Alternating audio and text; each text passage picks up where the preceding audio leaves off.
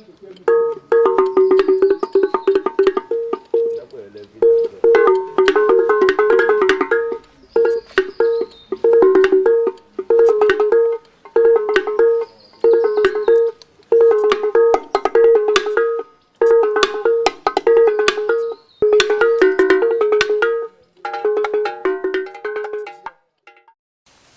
you very much. My name is Dannie Ubani. Dannie Ubani is as ordinary as every other ordinary Nigerian. I am a native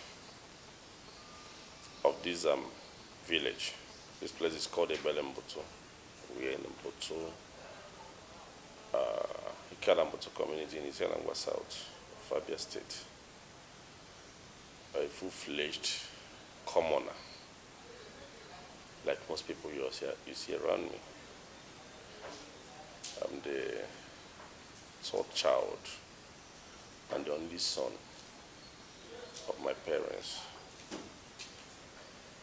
I have two lovely sisters who have always given me their best to see that I'm comfortable and happy. I'm happily married to a paragon of beauty, Nkoleka Ubani. She's a lawyer by profession, and our marriage is happily blessed with a prodigious child, Victor Ubani. Occupationally, I'm a farmer. I specialize in animal husbandry, and I do a whole lot of cropping too, to feed my livestock. Besides this, I have my hand in so many other economic spheres.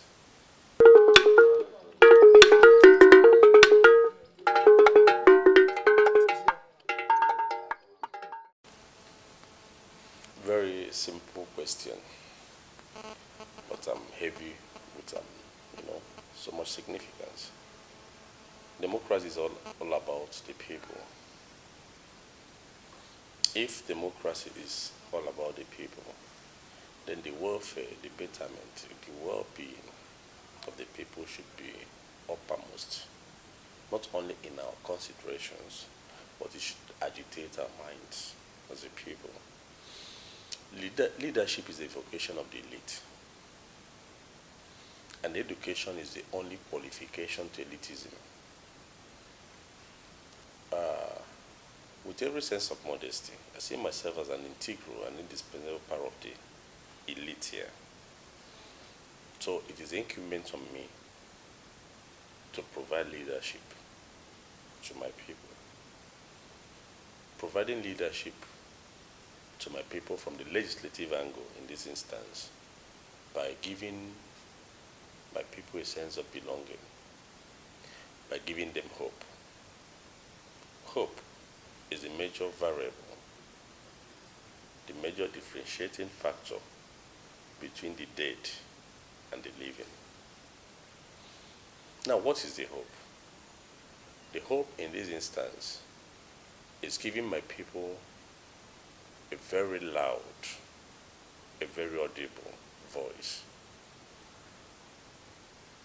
Giving my people hope in this instance implies giving them quality representation, making them not only to be heard, that's a loud voice, but giving them visible representation.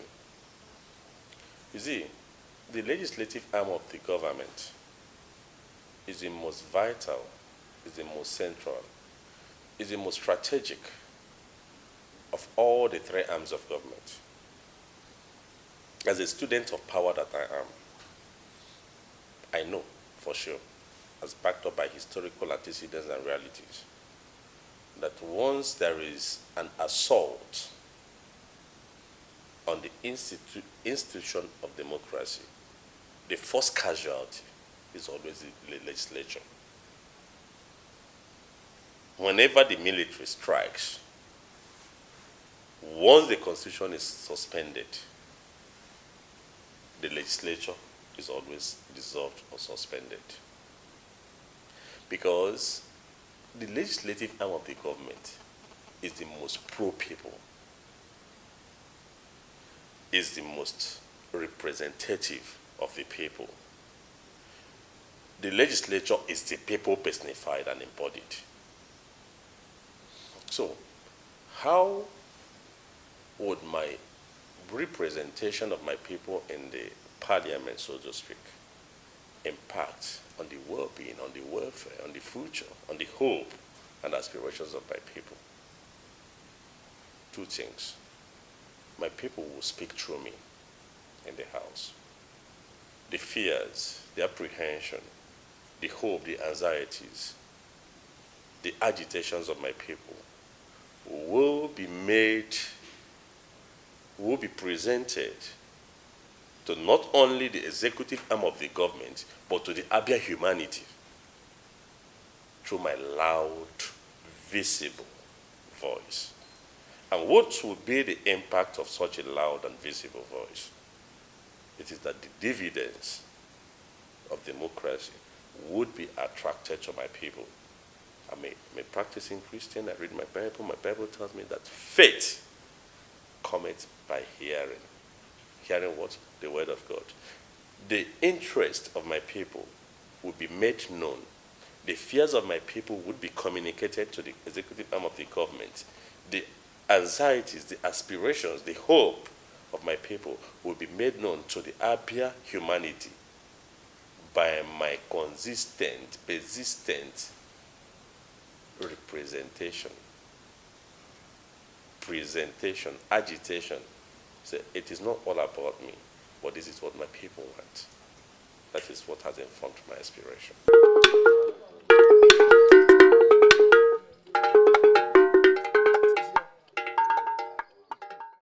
Our institution of democracy is maturing. Our system is evolving.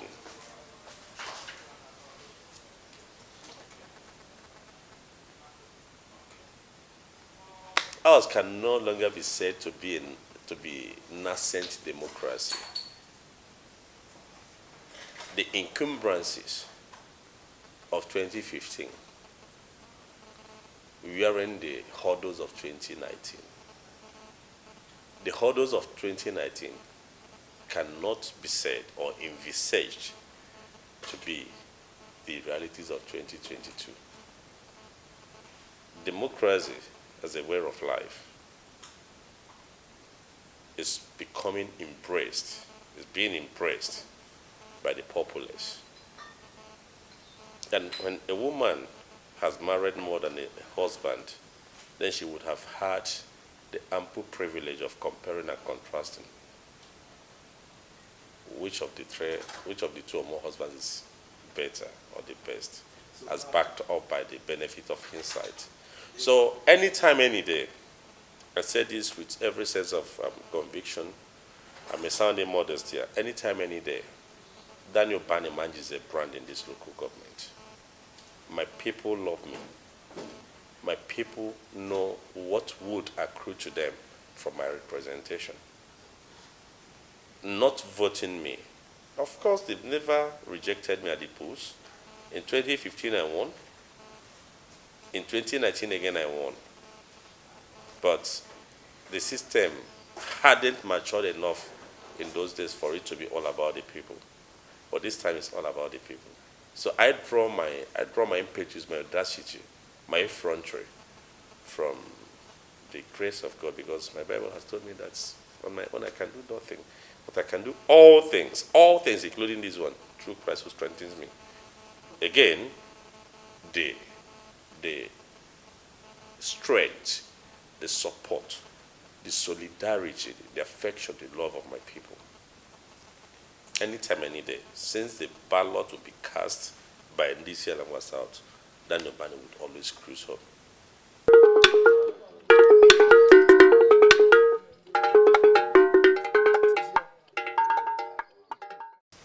This is where we make the worst mistake as a people, as a nation. Now, you don't need to be in a defined official position before you can serve the common humanity around you. Christ says, when you see the sick and you help him to go to hospital, when you see the thirsty, you give him water, when you see the beggar, you give him alms. You've not done it to the beggar, but you've done it for me. Okay? Now, coming to this, I have never waited to occupy any defined position before I can serve my people. Here, with every sense of modesty, I am more than a king. I'm more than a traditional ruler. I'm more than an Eze. In the sense that I provide my people with leadership. Leadership that is pro-people, devoid of selfishness. You come to this place, God has trained more than 27 graduates using me as a human vessel. You come to this place, they can take you around. You see widows, I have built houses for. I have only occupied government position once in my life. I was Commissioner for Youth Development, and it was just an interregnum that lasted for about 5 months.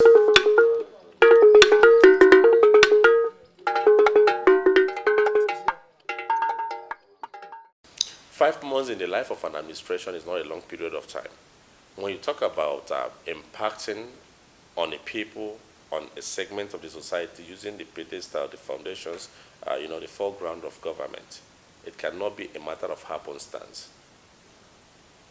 Policy articulation, policy formulation, policy implementation, policy evaluation. These are not functions of happenstance. It must be well enunciated. It must be well thought out. There wasn't much I could have done for my people using that position, for my people in particular. But as for the state, we initiated and enunciated certain policies and programs, which, unfortunately, the succeeding administration did not carry along. But we carried out some reforms, like before we mounted the saddle, coppers were being, the NYC is one of the subsidiaries under the ministry. Coppers were being paid hand to hand. And such a system must be, reached, must have irregularities. We regularized that. And the benefit of such regularization is twofold. One, every copper was sure of getting his or her stipend at the end of the month. Since that system has been running till today, now the state government, and by extension Abians, became very much aware of how much should go to the coppers at the end of the month, thereby cutting off some sharp practices. And again, we started ICT program that would have taken 10,000 RPIUs off the labor market. Okay? And we did some interventions in the orientation camp. We saved the buildings there from erosion. We saved the environment. And before our coming, it was a perennial conduit pipe for siphoning fund. But when we came, we tackled, with the help of His Excellency, the Governor, we tackled the problem headlong and solved the problem, I can say once and for all, at least for the next 10, 12 years. The bane of the Nigerian society, in contrast to what happens elsewhere in the world, like an African country like Rwanda, is continuity. When a pro-people policy, when I say pro-people, don't mind my language, when you see policies that are tailor-made for the welfare, for the benefit, for the betterment of the people, the succeeding regime shouldn't cut it off because it doesn't bear their imprint at home. It should be a government. Government is all about continuity and continuum. So I had expected my successor in office to run with the program.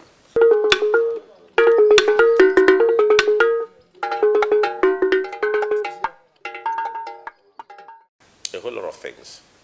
If I don't have the vision, if I don't have the ability, if my aspiration is devoid of the capacity of changing the narrative for the better, I wouldn't have aspired in the first place. In the first place, it is going to be participatory representation. It will be all about my people. My people have always been my heartbeat. I'm just like a shepherd. My flock hear my voice, and I hear their voice. It will be consultative. It will be participatory. When you are a legislator, in other words, you are the representative of the people. And if it is all about the people, you must feel the pulse of the people. You must catch their feelings. You must hear from them. You, as a legislator, as a representative, you are nothing more than a mere messenger that conveys the thoughts, the thinking, the mind, the aspiration, the hope, the fears of your people. So this is the hallmark. This is the striking difference that would emerge from my representation. It is going to be all about the people.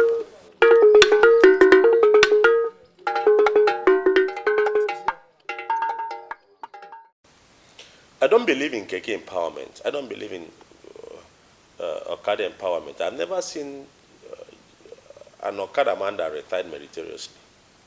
This man, he was an Okada man for 35 years. He's the owner of that. My own concept of empowerment is mental emancipation and capacity building. The world is evolving. The economy of the world, the economies of the world have deviated from that prebendal basis of hewing of wood and drawing of water. There is a paradigm shift, a radical one for that matter, from natural resources to mental resources. So that's my perception. Nothing like Keke empowerment. Ochendo, with all due respect to him, when he was the executive governor, he shared more than 5,000, he distributed more than 5,000 vehicles to Abia youths. Where are those vehicles today?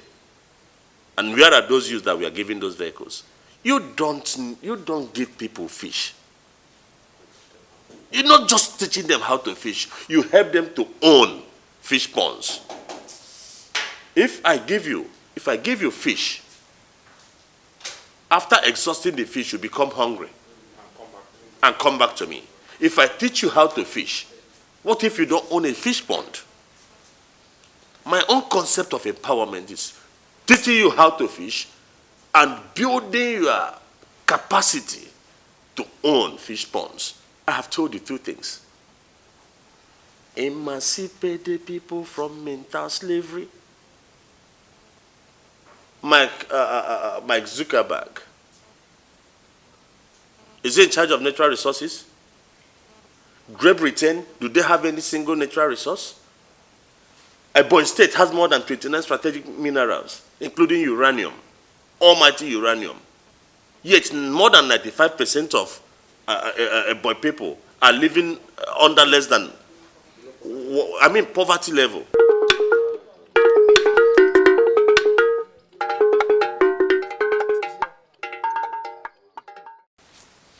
Ignorance has so pervaded our society and permeated our psyche to the point that people have come to see abnormality as being normal. What is the work of a legislator? Making laws. And what is the function of law in this instance, in the arts of governance? To guide, to control, to teleguide the behavior of the executive. The laws the bills I will introduce, and hopefully that will be passed by my colleagues, are such that would have direct impact on the enunciation, articulation, and formulation, execution of policies by the executive. This thing you see as budget is a law. And when the executive runs foul of the law, you as the legislature has the constitutional power, and in fact, the moral burden is incumbent on you to call them to order. Not necessarily by confronting them, but making them to see reasons with you.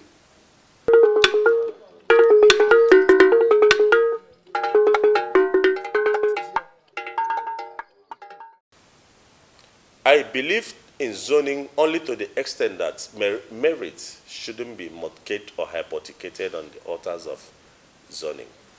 Why zoning? Zone into being capacity. Let the zoning revolve around integrity. Let the larger interests of the larger society be the fulcrum upon which the zoning would revolve. Like when you come here in my constituency, some people are making empty and vociferous noise and agitation that it is their zone that is entitled. If you see their psychology, their mentality, as if it is their birthright. But then, just like in international politics, it is only the weak that sermonizes on such ethical variables and values like law, ethics, convention, morality. These are the apologies of the weak. Okay? Like when you come here, zoning to me is an internal power sharing arrangement within a political party as binding and applicable to them. Zoning in PDP isn't applicable to ABGA. Neither is it binding on APC. Vice versa.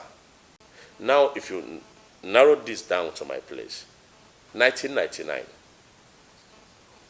PDP zoned their legislative ticket, House of Assembly ticket, to a political bloc in ISIALA South called OVOV. They repeated again in 2003, 2 consecutive times. The beneficiary of the ticket, the symbol of the face of the party, was and is still a man called Elder. So he's still alive today. He lost woefully. 2007, 2011, PDP zoned or ceded her House of Assembly ticket to Mvose political bloc. The major beneficiary or symbol of the struggle was a man called Right Honorable Dannie, who happens the honor to represent me even today in the National Assembly. PDP won. In 2015-2019, PDP zoned the House of Assembly ticket to Amobi. They won. The only political bloc that has not had the privilege of flying the legislative flag of PDP at the State Assembly level in ISIALA South is my own bloc, Mboto. So if we are talking about zoning in PDP, it is the turn of my people, the Mboto people, to produce the next House of Assembly member on the platform of PDP. But then, with the recent innovations, changes in electoral system and electoral law, we should look beyond zoning to capacity, to somebody that has what a local politician, Denwalo, would call winnability. Somebody whose aspiration would be welcomed by the voting public, and somebody who has the interests of the people at heart, somebody who has the capacity of enabling PDP to win election here anytime, any day. And that person is not Dannie Ubani. Yes, we have emerged. We did emerge in 1999, and we repeated again in 2003. In opposition, APP, then AMPP. Okay, so your view is that in PDP, yes, people have not never enjoyed the privilege, not minding the fact that we have always supported PDP. So if any other zone is saying it is their turn, let them go and take opposition ticket from another party. But in PDP, it is my ticket.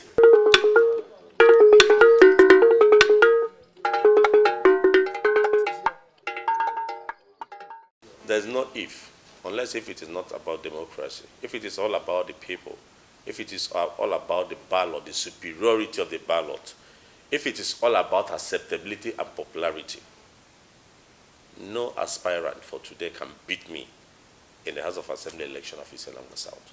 So I'm very confident I would emerge.